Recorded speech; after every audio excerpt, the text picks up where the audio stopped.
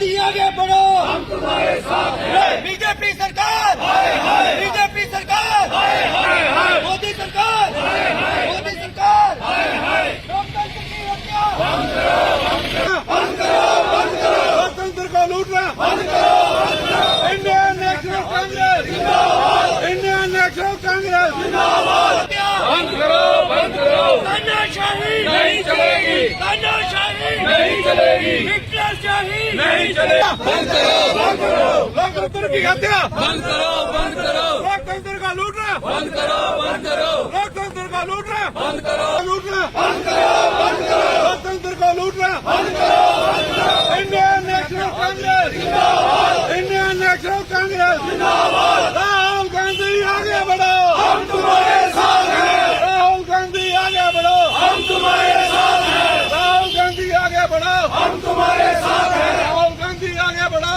हम तुम्हारे साथ हैं। इंडियन नेशनल कांग्रेस जिंदाबाद, इंडियन नेशनल कांग्रेस जिंदाबाद। बीजेपी सरकार मुर्दाबाद, मुर्दाबाद, बीजेपी सरकार मुर्दाबाद, मुर्दाबाद, मुर्दाबाद। लोकतंत्र की हत्या करना बंद करो, बंद करो, बंद करो। तानाशाही सरकार मुर्दाबाद, बीजेपी सरकार, बीजेपी सरकार, बीजेपी सरकार, राहुल गांधी आगे बढ़ो, हम तुम्हारे साथ हैं। राहुल गांधी आगे बढ़ो, हम तुम्हारे साथ हैं। बंद करो, बंद करो, लोकतंत्र की हत्या बंद करो, बंद करो, बंद करो। राहुल गांधी आगे बढ़ो, हम तुम्हारे साथ हैं। राहुल गांधी आगे बढ़ो, हम तुम्हारे साथ हैं। राहुल गांधी आगे बढ़ो, हम तुम्हारे बंद करो, बंद करो, लोकतंत्र की हत्या बंद करो। बंद करो, बंद करो। जा रहा है जिला कांग्रेस कमेटी यहाँ पे किया जा रहा है जो 145 मेंबर पार्लियामेंट्री को लोकतंत्री तरीके से जिस तरह से लोकतंत्र की हत्या हो रही है, जिस तरह से लोकतंत्र की लूट की जा रही है, भारतीय जनता पार्टी इस लोकतंत्र को खत्म करना चाहती है, पार्लियामेंट्री डेमोक्रेसी को खत्म करना चाहती है। उसके खिलाफ इंडियन नेशनल कांग्रेस का ये धरना हमारे राष्ट्रीय अध्यक्ष खड़गे जी, राहुल गांधी जी और समस्त कांग्रेस आज जंतर मंत्र में बैठी हुई है। हमारे प्रदेश प्रधान वकार सूल वानी जी और जिला कांग्रेस कार्यालय में हम लोग सब यहाँ बैठे हुए हैं। हम सब लोग ये तानाशाही नहीं चलने देंगे और आने वाले 2024 चुनावों में इनका सुपड़ा साफ मिलेगा।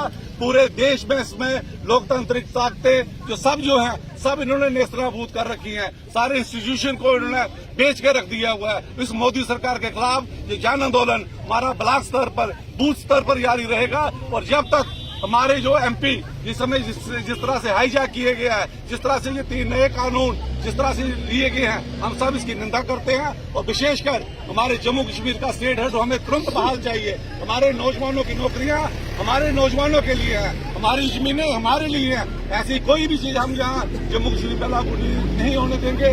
पूरी इंडियन नेशनल कांग्रेस पूरे अवाम के लिए हम खड़े हैं, पूरे जम्मू भारतीय जनता पार्टी का। और जिस तरह से लोकतांत्रिक तरीके से लोकतंत्र की हत्या हो रही है, जिस तरह से एमपीओ को बेदखल किया जा रहा है राज्यसभा से और रातों रात कानून वापस किए जा रहे हैं, किसी न किसी तरह से हर चीज पे प्रश्न चिन्ह लगा हुआ है। कोई भी मिक्री वाली कोई बात नहीं है। हम लोग इस देश को, इस मुल्क को याद कराया लोकतांत्रिक व्यवस्था में। कांग्रेस ने ही इतना लोकतंत्र 75 साल तक जीवित रखा और अच्छी तरह से चलता रहा, लेकिन ये लोग नेस्तनाबूद करना चाहते हैं। भारतीय जनता पार्टी का कहना है कि 3 राज्यों में इनका सपना साफ हो गया, इसीलिए राहुल गांधी इस तरीके की हरकतें कर रहे हैं। जिस तरह से आंध्र प्रदेश में हमारी सरकार आई है, जिस तरह से कर्नाटक हमने जीता, जिस तरह हिमाचल हमने जीता, आने वाले लोकसभा चुनाव के लिए कांग्रेस मुस्तैदी से खड़े है। अगर इतना ही इनमें दम है तो मैं जम्मू कश्मीर में चुनाव करा के देखे। क्यों यहाँ 2018 के बाद यहाँ पे चुनाव नहीं हो रहे? 6 साल से क्यों लोकतंत्र का यहाँ पे गला काटा हुआ है? क्यों इन निकाय चुनावों से ये लोग भागे? क्यों ये लोग यहाँ पे असेंबली के चुनाव नहीं करवा रहे हैं? क्यों हमें ड्यूटी में रखा गया है? हमने कभी नहीं देखा कि ड्यूटी को स्टेटों में बदलते हुए देखा होगा। स्टेट को हमने कभी ड्यूटी में बदलते हुए पंकज जी, क्या देखते हैं कि पूरे देश में दावा किया जा रहा है कि 370 तोड़ने के बाद शांति की शहादत को हम सलाम करते हैं, लेकिन जिस तरह से कोरे दावे झूठ,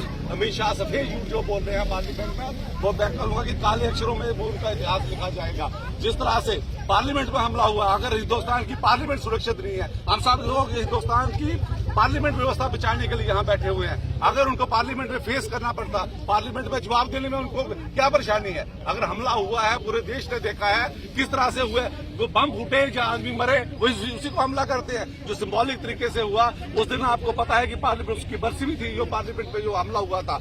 और सुरक्षा की जो प्रबंध है, जो पार्लियामेंट आपने वहां बनाई है, और ये कहते हैं कि दुनिया में अनूठी है, ऐसी अनूठी पार्लियामेंटें होती हैं कि लोग वो दर्शक दीर्घा से जंप करेंगे और आके वहां पे स्मोक राज्यसभा के मेंबर, लोकसभा के मेंबर, उनकी संस्था को रद्द किया गया। और ये तानाशाही सरकार जो है ये जवाब देना नहीं चाहती है। और भारत एक लोकतांत्रिक देश है और इस तरह की तानाशाही सरकार है और बीजेपी की गुंडागर्दी है, मोदी सरकार की गुंडागर्दी है, ये कांग्रेस के जो लोग हैं वो नहीं चलेंगे। और साफ शब्दों में ये कहना चाहते हैं कि वो दिन दूर नहीं जिस दिन बीजेपी का सुपड़ा साफ होगा। आज पूरा देश पूरे देश में आकार मचा हुआ है। और आज जिस देश में लोकसभा की सिक्योरिटी की बात करते हैं, राज्यसभा में सिक्योरिटी की बात करते हैं, बड़े बड़े दावे करते हैं अमित शाह जी, तो वहां पर दो आदमी वहां पर जो टेंटर्स मोड़ लेकर अंदर पहुंच जाते हैं, तो ये जवाब किसने देना है? क्या ये मोदी सरकार ने, अमित शाह ने जवाब नहीं देना है? जब भी इनसे जवाब मांगा जाता है और ये चाहते हैं कि विपक्ष हो ही ना और ये तानाशाही चलाते रहे, लेकिन आने वाले दिनों में लोकतंत्र के जो मजबूत वोटर हैं वो जवाब देंगे। आज जम्मू की बात करें तो आज जम्मू कश्मीर में पिछले 5 साल से इलेक्शन नहीं हुआ है, जहां में डेमोक्रेसी नहीं है। और डेमोक्रेसी का मर्डर कहीं हुआ है तो वो जम्मू कश्मीर में हुआ है। अगर ये सच्चे हैं और इन्होंने काम किया है तो इन्होंने 5 साल से इलेक्शन क्यों नहीं करवाया? जहां भी आता है ईवीएम का कब्जा आता है। ये सरकार जो है ये लोगों फिरका परस्ती सरकार है, ये धर्म के नाम पर लोगों को बांधकर वोट ले सकती है, लेकिन काम के आधार पर इनके पास वोट नहीं है। और वो दिन दूर नहीं, आने वाला 2024 जो लोगों के पास एक वोट की ताकत है। और मैं आपके चैनल के माध्यम से तमाम जम्मू कश्मीर की जनता से कहना चाहता हूँ कि अगर आप इस तानाशाही सरकार से निजात चाहते हैं तो आने वाले समय में इस कांग्रेस को सपोर्ट करें, क्योंकि अगर देश में सबसे किसी ने लोकतंत्र को जिंदा रखा, आम आदमी को वोट की ताकत है, तो वो कांग्रेस पार्टी थी। साफ है कि हम लोगों ने देखा कि संसद के अंदर किस प्रकार लोकतंत्र की हत्या इस सरकार के द्वारा की जा रही है।